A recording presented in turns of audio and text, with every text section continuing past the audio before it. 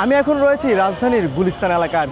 আমার পেছনে যেটি দেখছেন সেটি জনসাধারণের চলাচল করার ফুটপাত, কিন্তু বাস্তবে দেখা যাচ্ছে ভিন্ন চিত্র। আসলেই কি এই ফুটপাত জনসাধারণের নাকি অন্য কারো?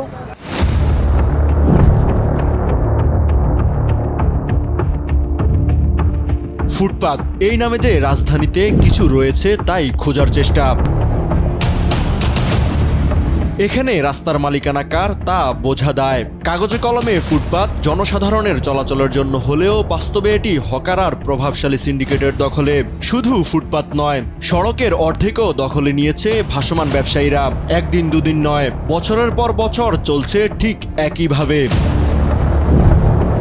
গুলিস্তানের ঠিক পাশেই দেশের বাণিজ্যিক কেন্দ্র মতিঝিল। প্রতিদিন লাখো মানুষের চলাচল এই এলাকায়। তবে এখানেও একই চিত্র, ফুটপাতের দোকান, যানবাহন আর নির্মাণ সামগ্রীর দখলে হাঁটার জায়গা। মতিঝিল থেকে প্রায় 12 কিলোমিটার দূরে মিরপুর 1। এখানের পরিস্থিতি আরও ভয়াবহ। শুধু ফুটপাত নয়, রীতিমতো রাস্তা দখল করে বসেছে বিশাল কাঁচা বাজার। দেখে মনে হবে কোনো সড়কই নেই এখানে। আর রাজধানীর অন্যতম গুরুত্বপূর্ণ এলাকা মিরপুর 10। এখানের ফুটপাত যেন বিশাল শপিং মল। সাধারণ পথচারীদের প্রশ্ন, ফুটপাত তাহলে কার?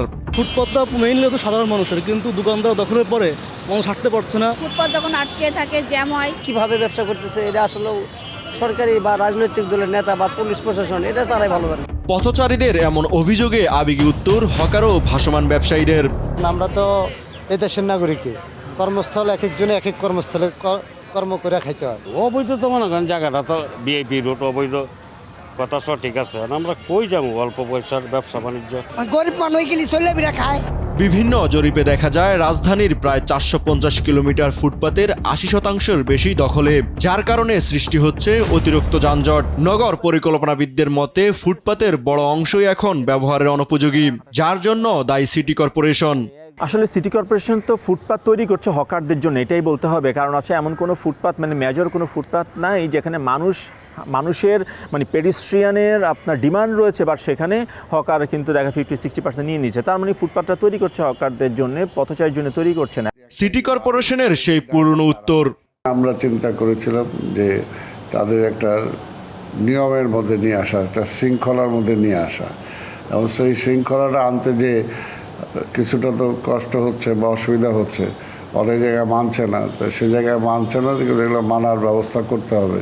দখলদারদের বিরুদ্ধে ব্যবস্থা নেওয়ার কথা উঠলেও আইন শৃঙ্খলা রক্ষাকারী বাহিনী দিচ্ছে মানবিকতার দোহাই। আসলে এই ফুটপাতগুলো বানানো হয়েছে পথচারী চলাচলের জন্য।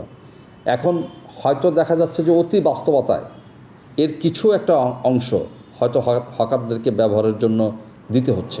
ফুটপাত নগরের মানুষের নিরাপদ চলাচলের অধিকার নিশ্চিত করার কথা, কিন্তু বাস্তবে রাজধানীর অধিকাংশ ফুটপাত এখন দখল, বিশৃঙ্খলা আর অব্যবস্থাপনার প্রতীক। এখন প্রশ্ন একটাই, ঢাকার ফুটপাত কি আবারও সাধারণ মানুষের জন্য ফিরিয়ে আনা সম্ভব? ইউসুফ ভুঁইয়া, দেশ টিভি, ঢাকা।